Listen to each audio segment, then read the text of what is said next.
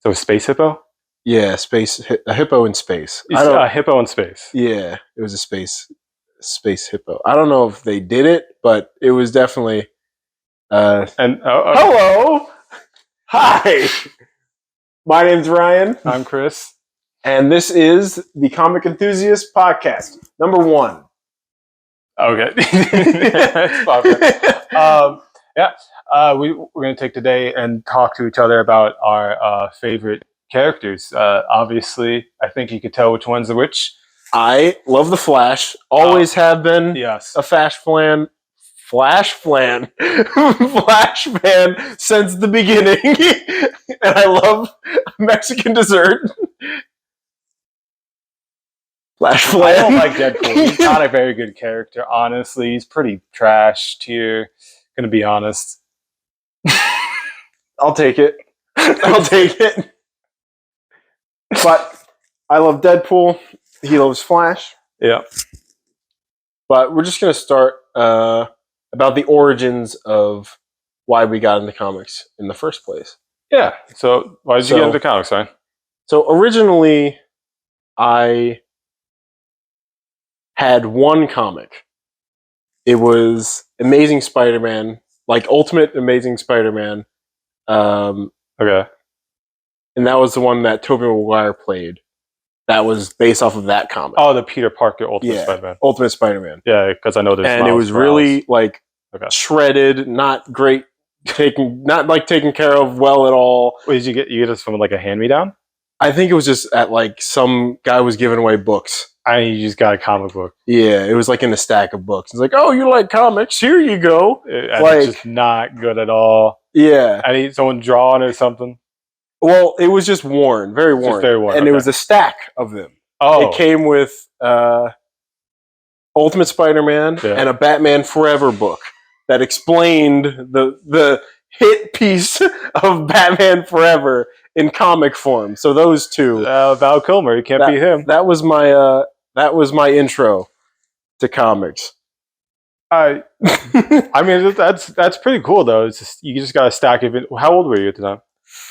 Probably like 8, maybe 9. That's probably a treasure trove for a kid. The kind where your parents go to get like free books for education, and then they go, "Oh, there's some comics in here. That's enjoyment." Like, just give them some good old fashioned hand me down mid-tier comics. Yeah, I mean that's what you do with a kid, right? Yeah. For me, I don't remember my first ever comic. What I remember is I must have been young, 6, 7, 8, maybe. Definitely around 7 or 8, at least. That my mom just came home from the grocery store, and I guess they were selling comics at the grocery store at that time, and she just gave me some comics she saw right next to the apples and bananas. I don't know where she got them from, but she came home with comics, and I would read them and love them, enjoy them. They were largely Simpsons comics, and I didn't really watch The Simpsons. I just read the comics. I really remember reading the comics and really enjoying them. Okay. From there, I don't know, like going to school. Guys, have you heard about this great thing? The Simpsons! I didn't. I never really. I don't think I brought it to school or anything. I just had it at home, and I kept rereading as a kid. You know, you used to rewatch movies, and like the Disney movies, you just keep rewatching it as a kid. I used to do that with the comics, beat the crap out of them. They're all in the trash at this point. I don't know where they went. And like the graphic novel series, the first I actually really got into, I remember, is Bone by Jeff Smith. Bone. You know that one? My brother was into Bone. Yeah, I had the whole series. Unfortunately, a flood came, destroyed it. I have a few of the books still. I gotta recollect it. But we go to Barnes and Noble. I saw that, I grabbed it, and I read that thing in like an hour. But I was so excited to read those things. Those were so fun. So good. And I think from then, my mom bought me more and more comics as she saw them in the grocery store until they stopped selling them in the grocery store. And I don't know how my love of Flash started, I get it. It probably was Justice League show, right? The animated show, Justice League Unlimited. Yeah, it had to be that when I first saw. Because Wally West was really cool. Yeah. But like, where would you be exposed to the Flash before that? Because there's Batman animated series. There's no Flash thing. It's just Justice League. Somewhere along the line, I must have said the Flash is my favorite. Yeah, and I went from there. I don't remember when it was. It would make sense that like Justice League or Justice League Unlimited, Wally West got you in because he's a really good character. He's like really good character in like that episode where his rogues are out to get him, and Trickster is trying to do something, but the rogues don't believe in him, so he's at a bar, and then he's cited. So Flash and I think it was probably Batman, came to the bar, and they just Batman wanted to rough him up or something and just take him to jail. And I know this. I know this clip. Yep. You're off your meds again, aren't you? Because that's such a Flash thing to do, to treat the villains like humans. Hey, and not just these evil people. It's more like you have a chance for good. And it's probably some of those scenes that I really love the Flash. And so I don't remember my first comic. I don't remember when I loved Flash first, but I do remember my my first Flash comic. And I didn't know what it was called, but I recently reread everything, so I now know what it is. It was All Flash 2007, I think it was called. The year or the issue? The year. We're not at Flash isn't 2007. Flash isn't in 2000. We just had number 800 right here. But we're not at 2000 yet. But it was All Flash 2007, and let me tell you about that issue. This is my first Flash issue. You open it up. The Flash is dead, killed by the Rogues. Great. This is cut and print. You open it. That's great. This was the fourth Flash, Bart Allen. He had been Flash for about a year at this point. Mm-hmm. I found out afterwards. And he was killed by the Rogues because his reverse self, because there's always a reverse of Flash. Inertia came out, had his plan, and he got rid of Flash's powers, and the Rogues were able to kill him. That prompted Wally to come out of the Speed Force, and that man was on a tear. He grabbed. This is literally my first Flash issue. Don't know what's going on. I get this summary of like, oh my god, there's like a bunch of Flash people. They're running around, and Flash is dead. And now the older Flash came back, which happened to be Wally West. He came out of the Speed Force. He runs after Inertia. He grabs him by like the neck and starts running around the world with him. And he's thinking he's gonna kill him. He's thinking that like he's gonna kill the Flash, and instead he takes all of Inertia's speed and then all of his normal speed. So he blinks once every a few years. Oh, okay. But his brain is completely conscious. Oh, so he sees everything. And then he puts him in the Flash Museum staring at Bart. That's my first Flash issue. Like, man, what a great day for therapy. Like, I'm like 8 years old, and that's what I'm reading. Like this dark issue that feels very different from Flash because it has to deal with a lot of heavy stuff. Yeah. And then I remember reading some of the later Wally run after he comes back.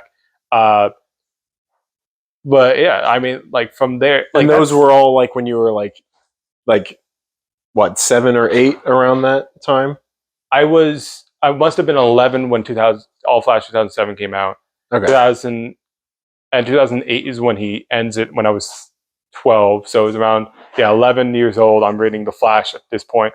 Now, when Wally West takes back over, he's a family man. He's got his 2 kids are grown up, and he's like running around teaching them stuff, and it's very family friendly stuff. Yeah. So that stuff as a kid is fine. I would get like loose issues here, there, like never connecting the story. But from that point on is good. It's just the first issue of The Flash I ever read is not exactly a child friendly. Yeah, I must have caught him on introduction to the Flash. Must have caught him on a very bad day in that one. Yeah, a very, very bad day. Probably one of the worst days of the Flash. Yeah. Yeah, that's my like first introduction to this character. Like, I mean, it would make sense that that's what hooked you on. Because like, I gotta find out if this guy gets better. Like, it's like, oh yeah, a little bit. I've been over some of the covers, and I managed to pick up collect some of the issues that I used to have. Everything I had when I was a kid was destroyed. It's gone somewhere. It's trash. Kids don't take good care of things. No, they don't. Yeah, I think that Ultimate Spider-Man comic was probably wedged under like a dresser or something, just like big crease in it, like right in the middle. Like it's like I remember the first time I remember finding it in the closet, like both of them. Like there was a stack of books in the closet, and I was just going through them, and then I saw like, oh, these are graphic novels. Me as a dumb kid didn't know what a graphic novel was. I was like, oh, pictures, wow. It's like, oh, I saw this movie, or like, so Ultimate Spider-Man. Like looking back, I read it recently, and it's almost page for page the school scene of Spider-Man 1 with Tobey Maguire. Okay. With Flash and with Flash Thompson in the hallway, the fly, the paper airplane, the spider sense slowing down time, the fist coming. He's like that scene, like page for page, Ultimate Spider-Man, and I like unlocked the memory. I was like, oh my god, like I know this, like that's crazy. Like, but how did you find Deadpool? Like Deadpool is not a kid thing, so I don't think he would have given you like a stack of Deadpool comics. So unlike you, like my parents didn't give me like comics like from a grocery store, or like, oh, I went to the comic shop, picked you up a few things I thought you might like. It was more like, oh, here's a stack of books. There's 2 comics in there. I don't know. Like, so what really got me into like comics, and this could be like controversial on the idea of what a comic is, but actually like manga and like anime, like Dragon Ball Z manga, I would go to the library and sit in like the cool teen section of the library, and sit in like one of those beanbag chairs and read Dragon Ball Z manga. Okay. So I got into comics like I guess graphic novels or whatever in that aspect, and that was probably when I was like maybe 14. And then after that, a great app called Pinterest was invented. And what Pinterest was anyone has a fanatical, like something they really like, they just save a bunch of stuff on Pinterest, and you have all these fan pages basically. That's kind of what Pinterest was to me. So you just hop from fan to fan of all these things that people are interested in. And then I saw Deadpool, and it was like Pinterest loves like comic book cutouts.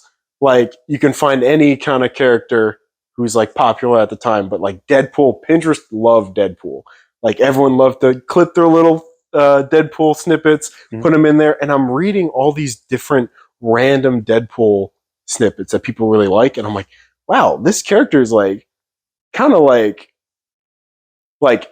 quirky in like a jerk kind of way, but he's like funny, but he cares, and it's like this is a really like complex character, and I was like immediately drawn to him because he like didn't care about anything, but he was like funny while doing it, like, and so I would just keep reading those and getting more and more like, oh, I gotta learn about this guy, like he's crazy, like, so all the Pinterest fan pages, I'm scouring Pinterest to find all the Deadpool snippets I can.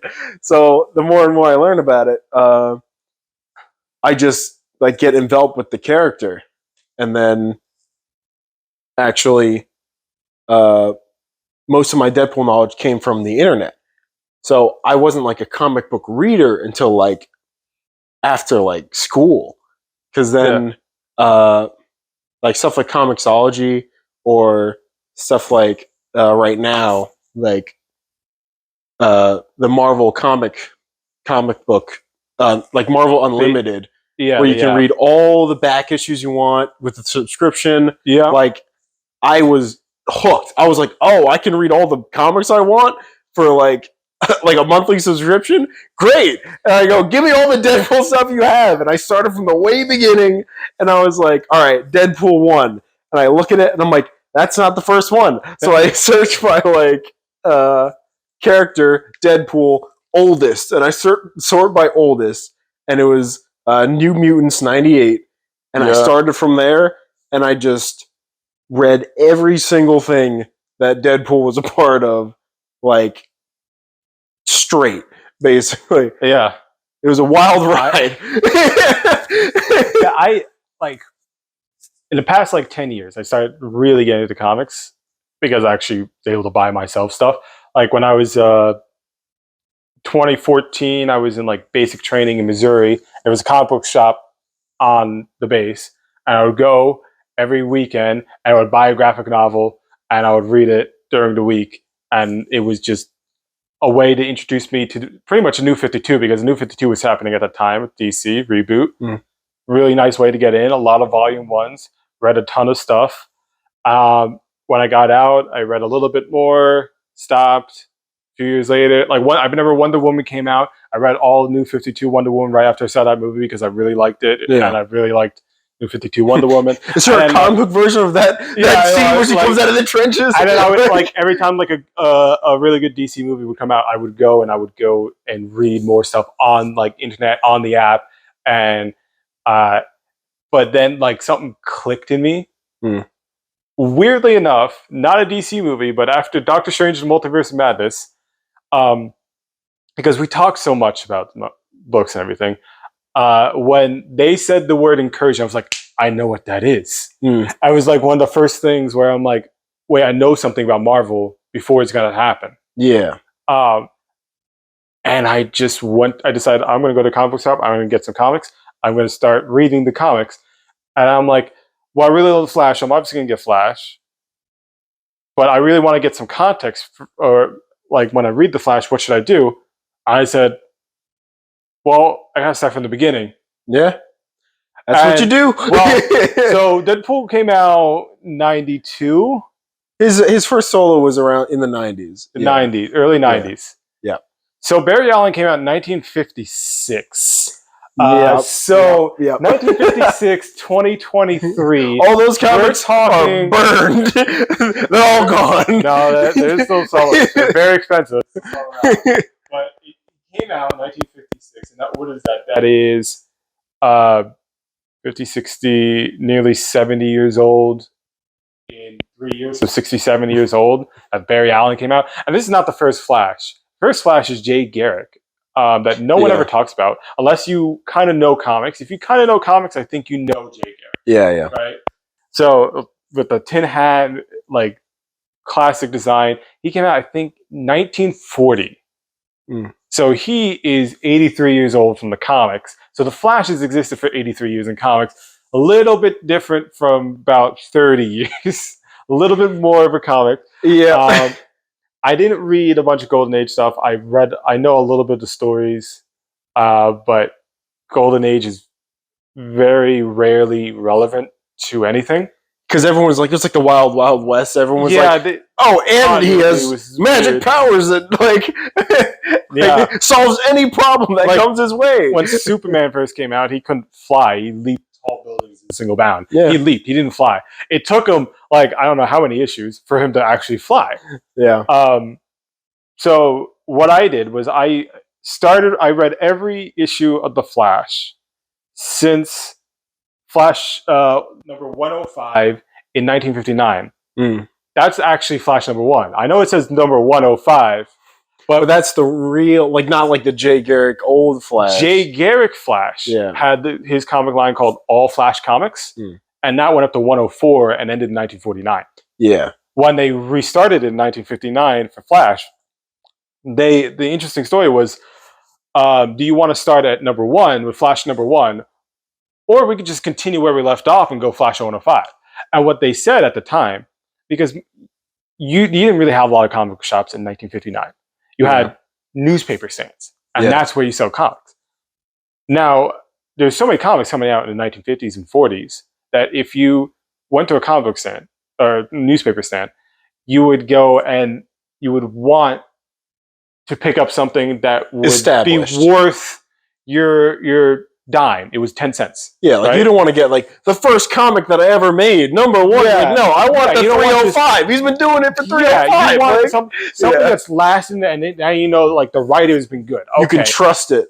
There's no real long storylines in 1959. It's all really one-off comics about these characters, and some things carry over, but most of them don't. Yeah. So it's like, are you gonna buy Flash number 1, or are you gonna buy Flash number 105? Yeah. You're gonna buy Flash number 105. So they started numbering out Flash number 105, and not Flash 1. But when we talk about like comic like numbering, Flash number 800, they're talking about since Flash 105. So Flash 105, we're going to rename that number 1, and then from there we have 800 pure Flash title. They numbers. love the anniversary numbers. When they break out those 3 digits, they're like, that's what we love. Yeah, I mean, like, we're getting close to the number. Let's start doing that. ignored them for when they restarted for New 52, and they pretty much ignored them up until they did Rebirth, and then they were like, oh wait, Detective Comics and Action Comics are about to hit number 1,000. We better make sure we get back on this. Yeah. And then they started doing with a bunch of that. But Flash is coming back in Volume 6 in September here with a new number 1 and everything. Very excited for that. Yeah. But like, we go from 1959 with Barry Allen, where he gets the actual Flash suit that we know him right there. He's sitting in a little different, more of this suit. Actually, this is actually the suit. This is Wally West number. This is Wally West. So this is Flash Volume 2, number 1 from 1987. This is Wally West's first Flash cover, like first Flash. This is him, but that's Barry's suit. That's his mentor's suit, and that's the one from the Silver Age. This is the one from 30 years prior when they first makes an appearance, and that kicks off the Silver Age. This is him. And like, have you read Silver and Bronze Age comics? I think I've read Bronze Age. Wait, Bronze Age is old. Golden Age is older. Golden Age is from Superman 38 to 1956. Yeah. So I think I've read Bronze Age comics. Silver Age comics and some Silver Age, a little bit of Silver Age comics is something to read. Like, oh my god, those text bubbles, man. The artists are like, oh, we gotta draw around these text bubbles. Yeah, and it's not very dynamic art, and it's not very like character stuff, and it's more like the Flash does this, and remember that the Flash can vibrate through things because he's moving his atoms individually, and it's like a bunch of things. And I think, but the cool things is about reading Silver Age stuff with a character that you love. You see all the villain introductions, and you know, like, oh, I know this villain. I know he's gonna do things. I know he's gonna be this big thing here. But here's his corny self, his corniness in the beginning. Do you know how many times Captain Boomerang knocks out the Flash, ties up Flash to a giant boomerang, and is about to send him off to space? That's like every evil mustachioed villain. You do that once. It's like, okay, this is a cool introduction to the character. When you do it about 3 or 4 times, you're like, Flash, it's like, do you have any other? How many times are you gonna let him tie to a boomerang, man?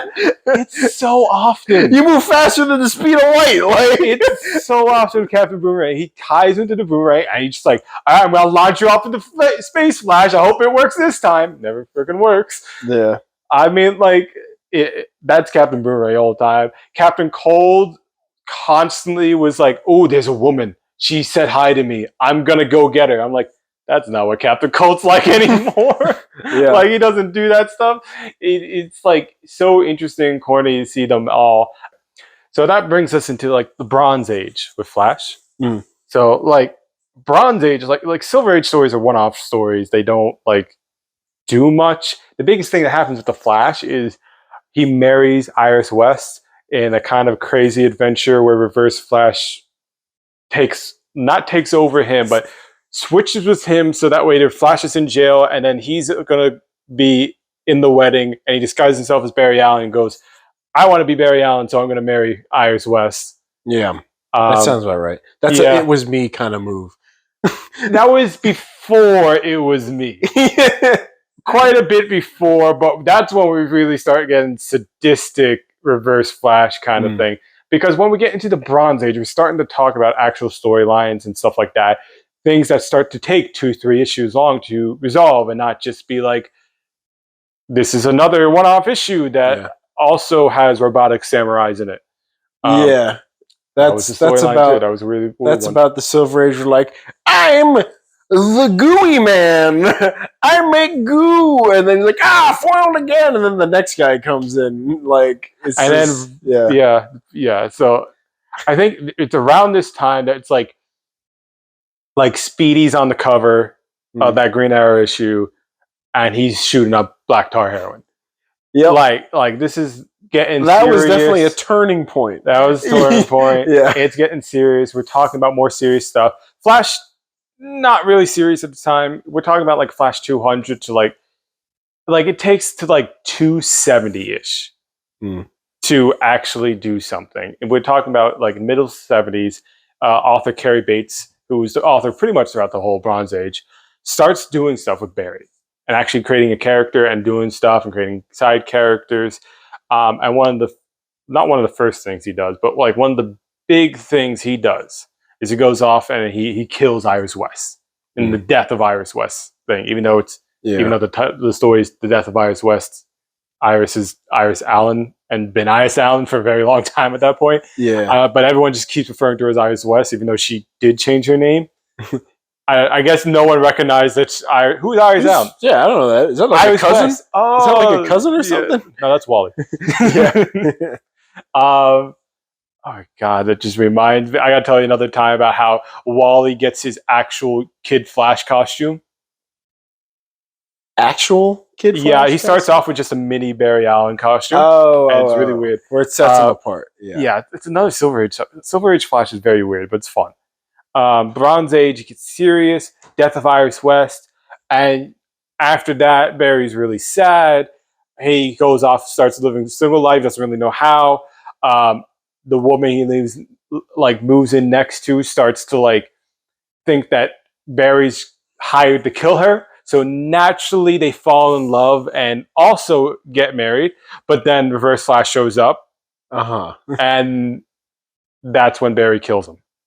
Okay. And Barry killing at the end of the Bronze Age in 1983, 4, Barry killing Reverse Flash was a huge changing point in Flash comics, because it's the hero killed someone, and then he actually went on trial. He does all that stuff, and it's this whole evolution where you go from the Silver Age, where it's nonsense funny, Bronze Age, murder, lots of murder, and just storylines, and just really they're trying to do random things. At one point, the top who died comes back as a ghost and possesses Barry's dad in a really weird but still really good storyline. But it's this weird combination of weird Silver Age stuff, serious dark stuff. It's they didn't know what to do with it. Yeah. And then Crisis on Infinite Earths, huge turning point in the whole comics events. Flash is the pivotal, one of the pivotal characters in it. Yeah. He dies in it, turns to dust, which somehow means he goes into the Speed Force, so he's not actually dead. It's I see your bones, but he'll be back. You saw his bones disintegrate. Yeah. It's his costume is just left, so that way Wally can go, my mentor and uncle. Meanwhile, in the Speed Force, I'm just skin. No, but that's actually one of the reasons I love Flash is what happened right after Crisis on Infinite Earths. They didn't just bring back Barry Allen right away. Yeah. 1985. They waited 50 years. They waited a long time. The Flash went to Wally West. Yeah. Wally West Flash, he picks it up right after Crisis on Infinite Earths. It would have been early 1986. His comic comes out finally in 1987.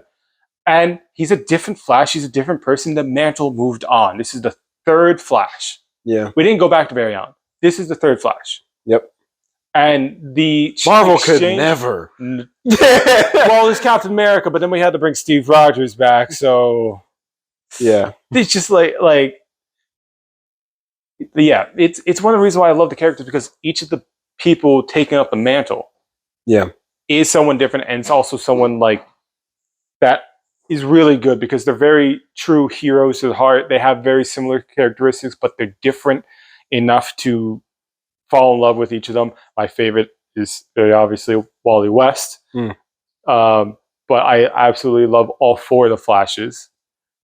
And like the 90s is when you finally get some really, really good Flash stories. Yeah. With when Mark Waid takes over, starts talking about the return of Barry Allen, which is not Barry Allen, but we'll talk about that later. That's fun. It's a fun story. Going through time, doing random stuff, getting lost in time. A lot of time stories with Flash. Real fun stuff. Real fun stuff. You can milk that. You can milk that for a while. And then we get to the point where I go, it's like Wally has babies, and he goes off into Speed Force to raise them. For somehow he's able to do that Infinite Crisis. Bart comes back, who's the Kid Flash at the time, Bart Allen, who's Barry's grandson from the future. Time travel. Yep. 30th century. I think it becomes 31st later. That's definitely very common. I'm your ancestor. I'm your descendant. Deadpool's best friend. Yeah. More time travel. Best worst friend. Yeah. But yeah, Flash remains forefront, and one of the coolest things, like I was talking about the mantle and talking about how he changed, how they moved on and moved to a different character. But one of the coolest things was seeing Wally surpass his mentor and his uncle. And even though he loved him so much, he was able to surpass him, become an even better Flash than he was. And it's that idea that it's like there's more than one definitive Flash. And that's how cool this mantle is. And that's what really came out in the 90s. And in 2000s, we were like, well, what if we go further? What if we move him on? Let's start to move Wally out. Give him babies, give him a family, have him settle down, have Bart take up the mantle, only for him to be tragically murdered and have a small child read his first comic of Flash being murdered. I wonder who that was. And then, you know, Barry had to come back. Yeah. After 23 years. I wonder bring him back. I wonder who was like, it's time. You lift the red button. It was two keys. It was Jeff Johns. It was Jeff Johns. Jeff Johns loves all the Golden Age, Silver Age stuff. Yeah. He was bringing back Barry Allen. He wrote great Wally stories. Not the best, but definitely second best. Really good stuff. Really, really good stuff. But he was like, no, I gotta write Barry. And so he brings Barry back in Final Crisis. I don't really understand how that really happens, because it's just like, Wally, run! There's a bullet chasing us! And then they start running, and it's like, how did you get back? He's like, none of that matters right now. We gotta move. Yeah, and then they lead a tracer bullet back to Darkseid, killing Darkseid in the Final Crisis. Final Crisis, very weird, very good story. Also, there's a there's a Universal Vampire in that one. Yeah. Very weird. But it brings back Barry Allen. And then that brings back Volume 3, and that's where the Reverse Flash goes, it was me, Barry. I did all these things. And then Barry had to go back and ruin everything else with Flashpoint. New 52, though, such a good jumping on point for DC. Such a good starting point. I jumped on there. That's where I really started paying attention to the comics. Yeah. When I bought those graphic novels, those first few volumes, and like I've been never reading Jeff Johns' Justice League, like, which are now animated movies pretty much. The first one, Origin, is now Justice League War. The third one, Throne of Atlantis, is Justice League Throne of Atlantis. Well, yeah. Fantastic stories. And I'm reading them and I'm jumping on, and I don't need a lot of prior information. And it's really cool, but then we get into Rebirth and everything comes back together. And as someone who's actually read all that stuff now, I'm like, Hell yeah, Wally's back. Well, you can always like appreciate, like, because you and I are a part of the club where like we have been there from the very beginning and read all the way up for the characters that we like. Like our favorite characters, we've read it. Yeah. Pretty much everything from the beginning up till now, which doesn't mean we're like, oh, we're real fans or whatever. Like we're just part of a group that has done the same thing. It doesn't like make us any like different than anybody else. Like real fans. Yeah, we just did a thing. Like, but it always makes you appreciate every little detail. That's what I realized once you read from the beginning. Yeah, every little callback, every little thing, like, oh, that's where that comes from, or that you can see like the foundation of like where everything grows from, and like the callbacks or like little nods, or like, oh, this is this part of this character is because of what happened previously, or like they kept this little thing that like it's kind of cool. I absolutely agree. Yeah. Flash Rebirth, when we brought back Wally, and it was a very weird point though. After reading everything and going back and reading Rebirth, watching Wally just painfully go through everything, and remember that he has a wife. His wife doesn't remember him, and then like eventually he remembers he had children. Yeah. And then, oops, we're not going to talk about Heroes in Crisis. That was crap. But I'm going to go talk about what the really good thing about the Rebirth was. Barry Allen's actual character development, and he actually developed, and he actually did stuff for the first time in really the character's history, because let's be honest, Silver Age, no character development. Bronze Age, little character development in a weird way where he murdered someone. And then, like, he's gone for years, where comics actually start to pick up. And it's Josh Williamson's Flash Rebirth is really, that's where it starts to happen. It's like 100-something issue run where he runs through it all and actually gives character development. And it's like, and it has another Reverse Flash, it was me moment with arguably a better payoff at the end, where Barry actually stops Reverse Flash, not by killing him. By that time, he'd been killed like 6-7 times, including Iris West kills him at one point.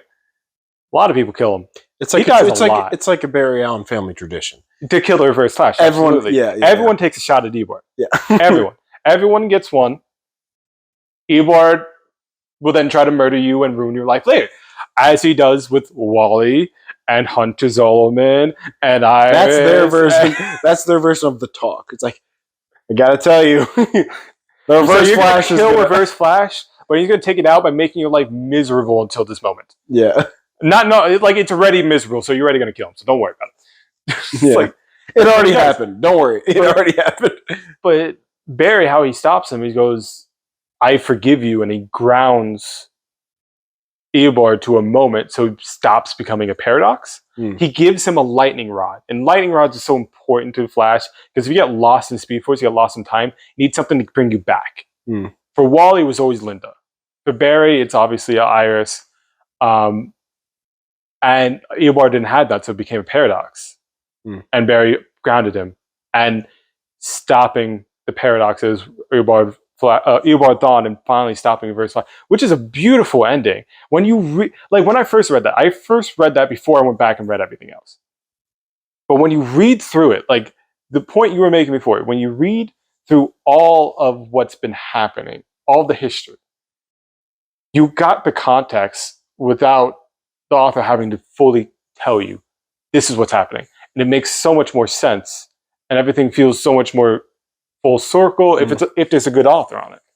Yeah. And then after Williams, we had one of the best runs I think ever with Jeremy Adams, which just ended with 800. Wally finally coming back. He has his kids, and it's just some of the most fun you ever have with comics. It's just like so awesome. And Flash was in a really good place right now. Obviously, we're going to a new volume in September with Cy Spurrier coming in as an author, which I don't know. I don't really read much Cy Spurrier. I hope he does a good job. Yeah. I hope he doesn't somehow take away Wally's kids, including his newborn baby, like Granny Goodness did 5 seconds after he was born. Flash 7098. immediately kidnapped. While he's got really bad luck with taking care of his kids. Yeah. Those writers, man. Oh. How many volumes is Deadpool up to now? 8 or 9. Yeah. 8 or 9. I don't know. It's just the character arcs like between each like writer. I feel like it's so different because everyone has like a different view of how they want to like write the character. Mm-hmm. Like Deadpool's had like so many different like kind of phases of like his development. He hasn't had a steady like character development. It's always okay. In this volume, he's this way. This volume is this way. This way. He's just kind of going all over the place. It's like as everyone's like, oh, I want to do my version of Deadpool. Like, but it's like there's some good things about that, and there's some bad things. Just because like nothing's really set in stone. Nothing's really like solidified in his like. That's why he's like in a canon non-canon paradox. Like he's in like the Twilight Zone because like is it canon? I don't know because he was this way in one volume and he's this way in another one. So it's like they like to just do it their way. So yeah, it's like what we have right here. It's like Deadpool #1 by Alyssa Wong, which I think came out last year at this time. Yeah, last year, like November. No, maybe October. I don't know. And then Deadpool Batter Blood. Batter Blood #1. Who's that by? Liefeld. Yep, the OG. Yeah, it's like they're happening at the same time. I mean, I read both of them so far, and it's like they are definitely different. And I think Batter Blood even starts off saying, "Hey, there's an ongoing, but I'm doing our own thing." Yeah, don't pay attention to that. This is something different. Yeah. Like, so it's just like that throughout Deadpool's history. Does he? Basically, the only one like the long runs with Way and Dugan, those are the ones where he has like the most like character development. Just because like they have a long volume for those. Like they've been writing for a while. They have a starting point, and it like actually has development. It's like wow, like this is like Daniel Way and Jerry Dugan are like in a relay race. They're like those crucial points of like you have, I'll say in the relay race you have like 4 main like writers that pass the baton. Like Joe Kelly, obviously, like the first solo series, hilarious, always getting into trouble, kind of coping with like heroism and what it means to be a hero, and kind of bending the rules with actual like the storyline was written in a way that kind of made you think about what is like good for society. Is it like to make everyone peaceful and like there's no issues at all, but are you living? Like it kind of toyed with that, like because someone came from like the future to say, oh, Deadpool's the savior of the universe, like all you have to do is like do what I say and like everything will be like beautiful in this new future where everyone's perfect and there's no issue. And then it's like, well, do you really want to save the world? Because what are you saving? Like there's no personality, there's no, everyone's just unified in this like weird like blah. And Deadpool was like, I don't really know if that's like a good idea.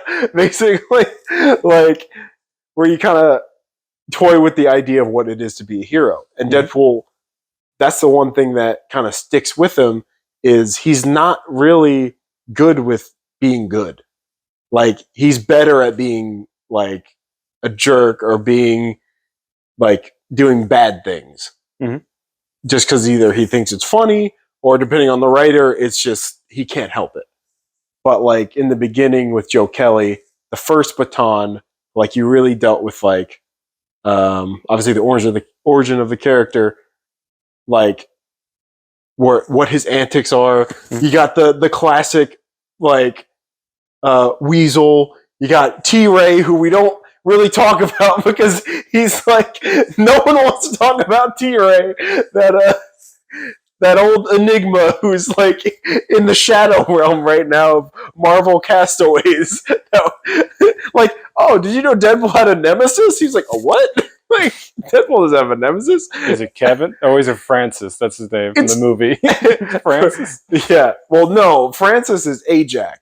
Yeah. He was the guy in the superhero program that, like, in the movie, played pretty well, like, except he had a giant metal suit that, because, you know, comics, you gotta have a giant metal robot suit. Well, this is, what, 90s? I'd say around 90s, 2000s. Yeah, so it's got to be big suit. Because I think it's late 90s. That's what it was. So not early 90s, late 90s. So 90s was filled with like it's like stuff. Like the 2000s era where everyone has like really shiny robotic suits and everything. Okay, that era. So like that first Deadpool movie where Francis is like so well done because Ajax is like a jerk and he just loves to like when you're like too into your job, when you have a bad job where you don't do things that's great and you're too into it, like he played that role really well. But no, his Deadpool's nemesis was T-Ray from the beginning, but there was a identity crisis towards the end of Kelly's run where it's like no one really liked it. I did. I thought it was great, but it kind of painted Deadpool to be like a serial killer.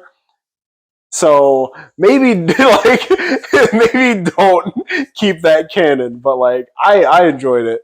But it was like you killed my wife and stole my identity. It's like that's not what heroes do. It's like but like Joe Kelly, that run was like really funny, like the foundation of like the humor of the character. And then you pass the baton again, and I'd say the next foundation would be like Deadpool and Cable, where Nietzsche, I always forget how to pronounce his name. Nietzsche, we met him. Yeah, we met him at Comic-Con. Fabian Nietzsche. I'm like butchering this name completely, but he's such a nice guy, and I think he would just make fun of you right now if he was here.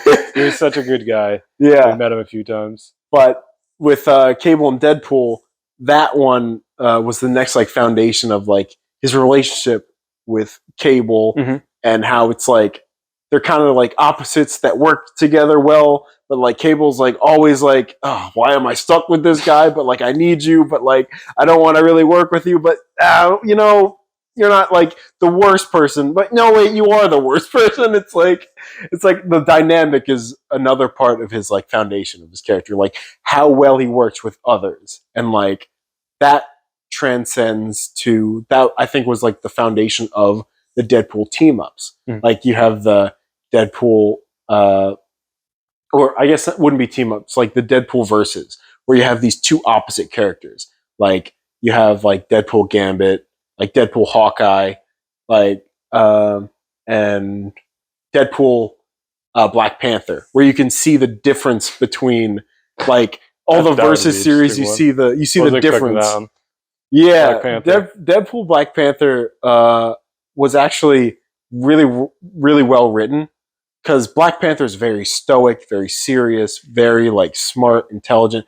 Deadpool in that one, he made Deadpool look really bad, like because he like basically just clowns him in the beginning, and he just says like, "You're not important," and you're also like, we also looked into like your healing factor, and it's actually just all cancer. So you're not even he's like, you're not even a person. You're just a ball of cancer. Like, just cancer. They called it. They said he didn't have a healing factor. He had a like. It's basically like a cancer factor. Like it's just all cancer. Like lots of tumors. But it's the dynamic between like Deadpool and other characters that just shows like duality of like two characters like working together or like associating with each other. Like that's another foundation point or the next baton pass. And then the next two would be like Daniel Way and and Jerry Dugan. Like those two, because I think they had the longest runs. They each had pretty long runs. Like Daniel Way dealt with more of like the crazy stories, like, oh, what if this happened? Oh, what if this happened? Like getting into like more like darker stories of like his psyche and like, oh, Deadpool's messed up, man. Like, but like, can he help it? Maybe. I don't know, but we're just gonna keep getting this thing rolling. So like Daniel Way did a lot with like the psychiatrics of it, like who he is as a person. And then Jerry comes in with the next baton, and that's where I think the most character development happens. Because that's where it goes back to like who I am as like a hero. And that's where he really copes with like, am I doing the right thing? And it's like it's interesting seeing like Dugan and like Potion, I think is I don't know how to pronounce his name, but I think Dugan and Potion, they work together with those runs, and they're basically like, can you like come to terms with like what you've done so far? And it was really like really good character development going through like having like a wife who's like the queen of monsters, and like you lose yourself and you kind of became like meaningless in himself. Like he lost who he was, and he didn't know, he was kind of just aimless. Like he didn't know who he was, or a hero, as a villain, good, bad, he doesn't know. He just kind of lost all like uh identity of himself. And that was really good character development until like the crushing end of where it all came crashing down, and he just basically like gave up, like let everything just fade away from memory, and then like he gave himself like global amnesia basically. Oh no. And like he had a daughter at this point, and he's like, I'm gonna hurt you, like I can't associate with you. And then it was like, it's really good character development, but like it's like you almost want him to like succeed. It's like, can he? Like you don't know. It's like, but it's really well written. And then after that run, it's kind of been like into like the non-canon territory where there's like been runs here or there, not really important, like not really anything important happens.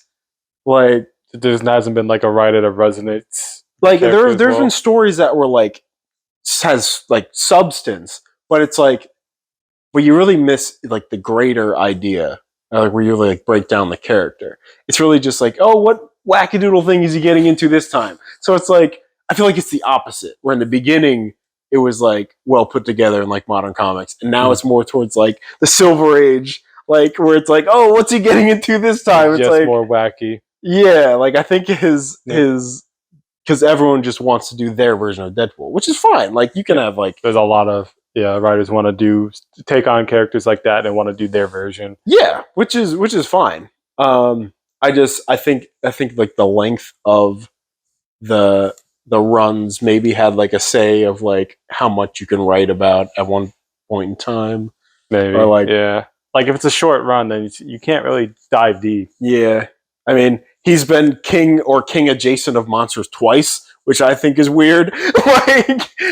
like being like married to Shikla, who is like the queen of monsters, thus making him the king of monsters. And then in the like 20, I think the 20, either 2020 run or 2019 run, he became the king of monsters again in Staten Island for some reason, just chilling. Yeah, just out there. Yeah, the king of monsters is. Yeah, so it's kind of like aimless at the moment, but I think